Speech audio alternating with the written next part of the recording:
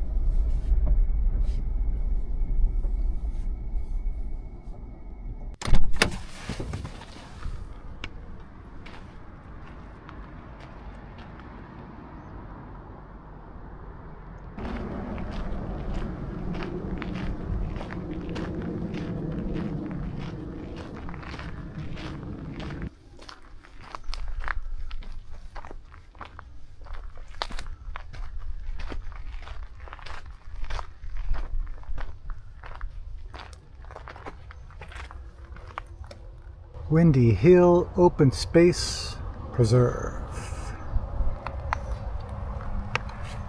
So where are we? Aha! You are here. Now where do we go? As usual, we're going to find out.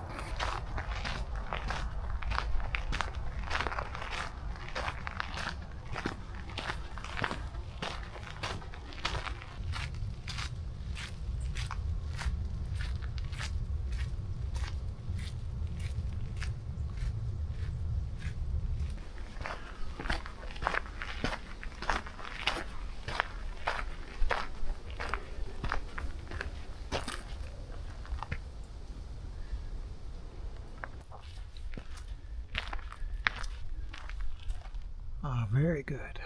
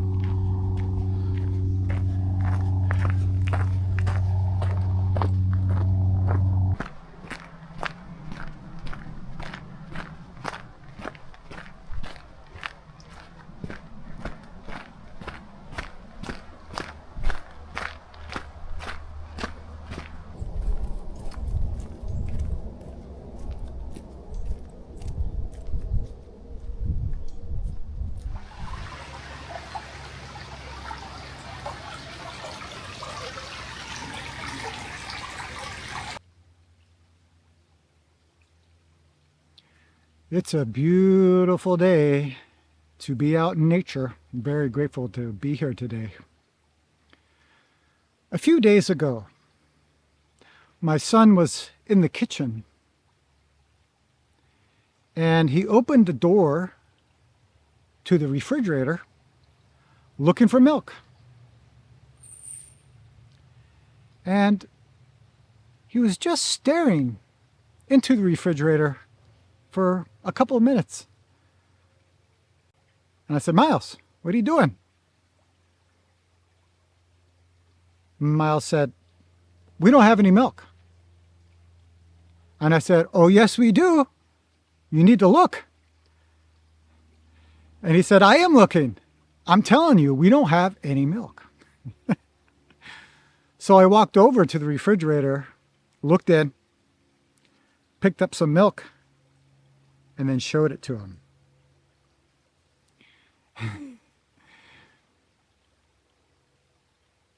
In his mind,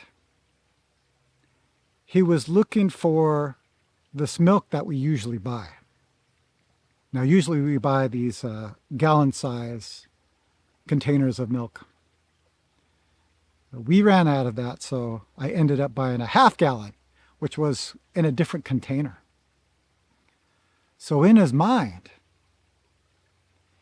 he's seeing something, but in reality, he's missing what is in front of him. Have you ever had that happen? It happens quite often. Sometimes we may have a thought about ourselves. Maybe I'm not kind enough. Maybe I'm too mean. Or I can't do this. So when this is stuck in our minds, that's how we view what's in front of us. We do that with ourselves. We do that with others. We do that with this whole world. I remember one time I lost my keys. And I spent like 2 days looking all over the house for these keys. But in my mind was disappointment or maybe frustration. I can't find these keys. Where are they? Where did I put them? So I'm looking all over with this spinning around in my head. So after a couple of days, I gave up. And I remember one evening, I was lying in bed and I looked at the floor behind this nightstand. And of course, there was the keys. It was only when I stopped searching, then these keys appeared. I remember one time, it was after a 3-month retreat at the Providence Zen Center. And at the end of the retreat, we do a circle talk. So everybody who did the retreat can say some words about the retreat and their experience. There were several of us who sat the whole 3 months, and it was very interesting to hear what they had to say, especially after 3 months of silence. So some people were saying, oh, this retreat was so difficult. I really struggled through this retreat. Another person said, oh, this retreat was so boring. It's the most boring thing that I've ever done in my whole life. Some said, oh, this retreat was amazing. It was so clear. And when it got to my turn, I just remembered saying, you know, it's so interesting to hear everybody's experience. We all sat the whole 3 months. We all had the exact same schedule. We all ate the same food. But yet, our experiences were completely different. And that's because of thinking. I recently just heard of an experiment that people have done. You can try this too right now. So right now, I want you to look around your environment and look for everything that is red. Okay? Start right now.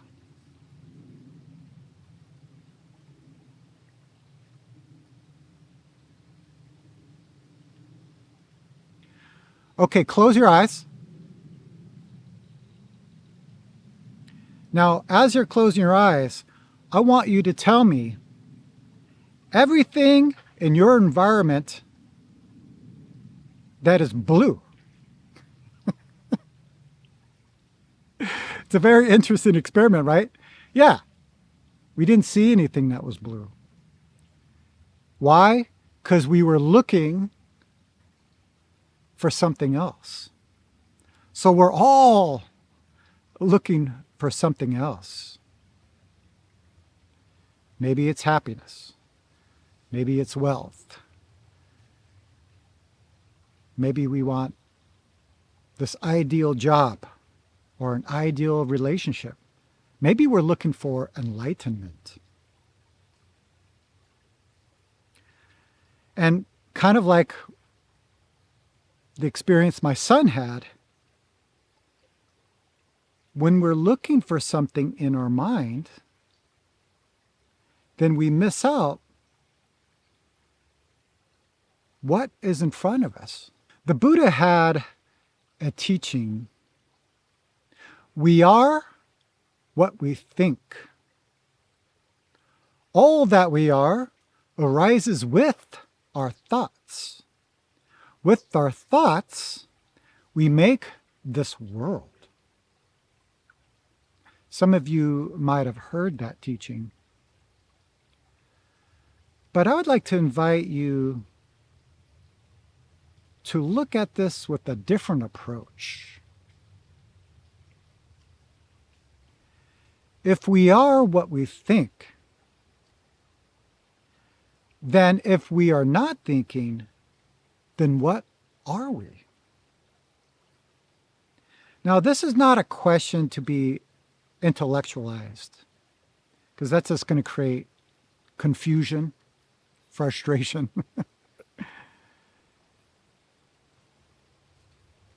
We look at this with curiosity, kind of like a child who sees the ocean for the first time. The child is in awe, curious, excited, open. So if we are not thinking, then what are we? That means just shift our energy from our thinking to what's happening. Now, there are some practices where you think about loving kindness and compassion. And there's nothing wrong with this practice. We just need to be careful. Because sometimes we may just look at this world as everything is love and compassion. I made a video called Spiritual Bypassing. Now, if you haven't seen that, I'll put a link down below so you can check it out. But it's just something to pay attention to, just to be sure it's just not something else we are using to filter the truth of what's in front of us. That's why in Zen practice, we look at the great question. And this kind of questioning, again, doesn't confuse us. It brings us back to this mind like this child.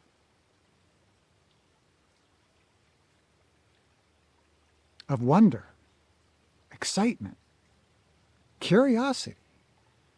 What is this? So I'm going to leave you with the koan. A famous philosopher, Descartes, said, I think, therefore I am. So my question to you, if you're not thinking, then what? Those are my thoughts for the day. Let me know what you thought of this video. I hope this video was helpful. You can let me know by liking this video, put a comment down below, share the video with someone that you may find some value from this. Okay, everyone, I hope you're all doing well, and I will see you very soon.